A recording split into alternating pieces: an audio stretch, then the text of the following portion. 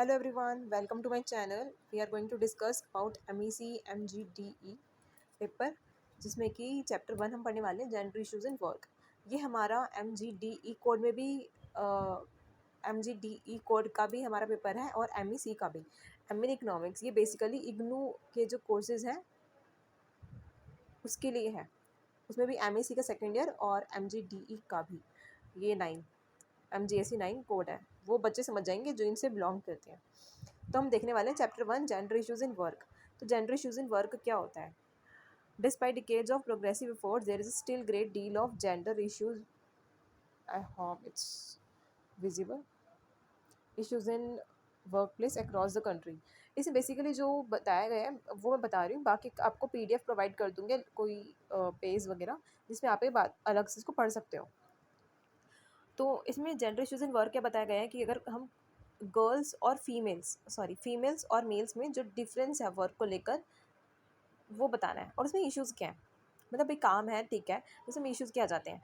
तो इश्यूज़ क्या है कि दोनों को जब हम पे स्केल की बात करते हैं, अपॉर्चुनिटीज़ की बात करते हैं, तो हमारी इक्वल नहीं आती हैं। वो हमारी पूरी वर्ल्ड वाइड ग्लोबली हमारी ये प्रॉब्लम्स आती हैं। इवन इंडिया में भी आप अपना देख सकते हैं। इंडिया में अगर आप किसी भी कॉर्नर में अगर आप जॉब कर रहे हो तो वहाँ पर आप ये देखेंगे, स्पेशली इन कंपनीज़ और एनीवेयर यू विल फाउंड कि जो पे स्केल है, अपॉर्चुनिटीज़ हैं, या फिर वो जो फ़ियर होता है अपना एक प्रमोशंस का, वो यहाँ पर एक फ़ील होता है। तो यहाँ पर आप इसमें यही चीज़ बताई गई है। I will provide you JPG format में एक प्रोवाइड कर दूँगी link. You can see that. तो यहाँ पर नेक्स्ट है हमारा, इसमें किन किन चीज़ों को लेकर भाई जेंडर इश्यूज़ रहते हैं। फर्स्ट इज़ अनइक्वल पे, कि उनको पे अनइक्वल होता है, उनके लिए अनफेवरेबल रिक्रूटमेंट स्ट्रेटजी होती है। जैसे पे एग्जांपल्स हैं सेक्सिज्म का। वर्क प्लेस पर सेक्सिज्म क्या होता है? It's a prejudice of discrimination based on one sex और जेंडर। इसका मतलब होता है कि जब कोई डिस्क्रिमिनेट करे किसी के सेक्स या जेंडर के बेस पर, उसे हम सेक्सिज्म कहते हैं वर्क प्लेस पर। ठीक है, ये एक अलग सा वर्ड है तो इसके लिए मैंने यहाँ पे लिखा हुआ है। Next is unfavourable recruitment strategy. जब हम रिक्रूटमेंट, हम ये देख इस एग्जांपल से देखो, जब हम किसी फीमेल को हायर कर रहे हैं और उससे हम ये पूछ रहे हैं कि आप क्या आगे आने वाले टाइम में क्या आप चिल्ड्रंस को चाहेंगे कि आपके हों, क्या आप के होने वाले हैं। अगर कोई सिंगल सिंगल अभी अनमैरिड है, बाद में अगर वो मैरिड भी हो जाती है, अभी मैरिड है या उसकी चाइल्ड नहीं है कोई, देन और एक इंटरव्यूअर से पूछता है कि भाई कि अपने चिल्ड्रन को तुम अभी जल्दी प्लान कर रहे हो या नहीं कर रहे हो, तो उसके ऊपर तुम्हारा वो एक रिक्रूटमेंट की स्ट्रेटेजी देख रहे हैं। क्यों? अगर वो यस बोल देगी कि हाँ उसको प्लान कर रही है, तो छुट्टियाँ लेगी, उसको मैटरनिटी पे जाना पड़ेगा, उनको वर्कलोड पे प्रॉब्लम पड़ेगी, तो इसलिए वो क्या करते हैं, नहीं करते हैं फीमेल्स को मोस्टली। डिफरेंट अपॉर्चुनिटीज़, ज़्यादातर जो अपॉर्चुनिटीज़ होती हैं अगर आपने देखा होगा तो वो मेल्स को ऑफर की जाती है instead of females. They do feel कि भाई फीमेल्स हमारी इतना उसमें पोटेंशियल नहीं काम करने का, तो मेल्स को ज़्यादातर हायर किया जाता है बिजनेस सेक्टर्स में। रिडंडेंसीज क्या होती हैं कि जब terminating a female employ for making a claim of unequal treatment of work, और अगर कोई भी फीमेल अगर रिपोर्ट कर दे कि भाई मेरे साथ ये इस तरह सेक्सुअल हरासमेंट हो रही है, इसके एग्जांपल आप रिडंडेंसीज का आप लोगे सेक्सुअल हरासमेंट, कि अगर कोई गर्ल फीमेल वर्किंग है, वो रिपोर्ट कर दे कि भाई हाँ तो मेरे साथ ये इस तरह से हो रहा है, तो उसको टर्मिनेट कर दिया जाता है। सुना नहीं जाता, उसको टर्मिनेट कर दिया जाता है, उसकी जॉब से फायर। इसको हम कहते हैं रिडंडेंसीज। बायसनेस, कि some show preferential treatment towards male colleagues over female ones, such as in promotions or day-to-day conversations. Biasness of course देखी तो जाती है कि promotions में, conversations में अगर हम कर रहे हैं तो उसमें मेल डोमिनेटिंग है वो, फीमेल्स को तो बस भर्ती के लिए चाहता है।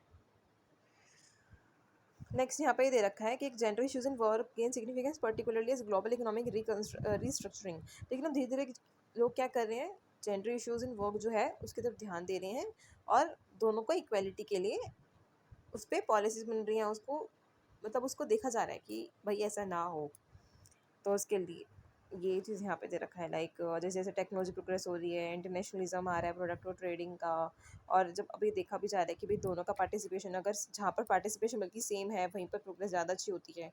और देखो नीचे क्या बता रखा है कि सिर्फ ये नहीं है कि हम वुमेन को इसलिए रखना हम रखते हैं कि वो हमें रखना चाहिए या एक राइट है, मोरालिटी है या इक्वालिटी की वजह से, but no, but economic sense में भी, हमारा इकोनॉमिक परफॉर्मेंस में भी हमारा जो फीमेल्स हैं वो बराबरी अ, बराबरी के तौर पूरा इक्वली ना जीडीपी में भी कंट्रीब्यूट करती है, जैसे like improve national productivity and economic growth, increase organisational performance, enhanced ability of companies to attract talent and retain employees, enhanced organization reputation। अगर हम फीमेल्स को हायर करते हैं तो ये सब भी होता है। लेकिन इसे क्या बोले, gender issues in paid and unpaid time at work are important aspects of gender inequality. Women tend to spend more time on unpaid household and family care work। इसमें क्या बताया कि भाई जो फीमेल्स होती हैं उनको अनपेड जो काम करती है, लेकिन उसके लिए उनको कुछ भी उनको तनख्वाह नहीं मिलती है। घर पे हमारे क्या होती है, हमारी मदर्स होती हैं, सिस्टर्स होती हैं, वो क्या कर रहे होते हैं, काम कर रहे होते हैं, पर हम खुद भी हम घर पे काम करते हैं, but we are not that worthy to them that much कि अगर कोई मेल मेंबर अगर पढ़ने जाता है, अगर सॉरी काम करने जाता है, तो जितनी उसकी पूछ होती है इतनी फीमेल्स की नहीं होती है। And why? Because we know कि उनका तो बहुत छोटा सा काम है ये, काम करना जो घर पे कुकिंग यूटेंसिल्स वॉशिंग करती हैं, ये सब उनको इतना मैटर नहीं करता। सो भाई अनपेड टाइम एट वर्क जो होता है ना, उसको उसकी वजह से ये उनकी रेपो जो है, जो फीमेल्स होती हैं घर में जो काम करने वाली होती है, उनकी कम हो जाती है, इसमें ये बताया गया है। बट इसको हमें ओवरकम करना है, इसके जो आगे के ओवरकम करना है। और हम कैसे ओवरकम करना है, how can we overcome it, ये हम लास्ट में लिखेंगे। Workplace to provide equal pay for work. जिस भी जगह हम वर्क प्लेस हम कर रहे हैं काम, उसको इक्वल पे वर्क हमें देना चाहिए, कंपेरेबल वैल्यू और कंपेरेबल वैल्यू जितनी कंपेरेबल होती है। हमें बैरियर्स को हमें क्या करना है, रिमूव करना है, फुल एंड इक्वल पार्टिसिपेशन करना है वुमेन का वर्क फोर्स में, access to all occupations and industries including leadership roles regardless of gender. मतलब इक्वलिटी देनी है भाई, elimination of discrimination the basis of gender, particular in relation to family, caring responsibilities. अब ये नहीं होना चाहिए कि भाई लड़ी औरतें ही बर्तन धो रही हैं, कभी कोई भी आदमी से भी धुलवा लो, वो भी धो लेंगे। अब झाड़ू डेली वही क्यों करें, मेल्स भी कर सकते हैं। अब मेल्स कहेंगे भी हम तो काम बाहर का करते हैं, तो हाँ बिल्कुल, अगर वो बाहर का काम करते हैं तो फीमेल्स को भी अब आगे आना चाहिए। They must be educated enough, they must be skilled, they must be hired in companies. और ये ग्लोबली ही हो सकता है, एक इंसान के करने से नहीं हो सकता। अगर हम सोचें कि भाई खुद में हम हस्बैंड से कह के हम ये कह देंगे कि आप घर के हाउस होल्ड्स में भी आप हेल्प करिए, तो हमें भी क्या करना है, हमें भी एजुकेशन अच्छे से लेनी है, और हमें भी अपने खुद के ऊपर खड़ा होना है फाइनेंशियली। क्योंकि अगर हम नहीं होंगे तो क्या होगा, हम उनसे काम कह ही नहीं सकते हैं, वो बाहर का कर रहे हैं, घर का कर रहे हैं, ऐसे ही होगा।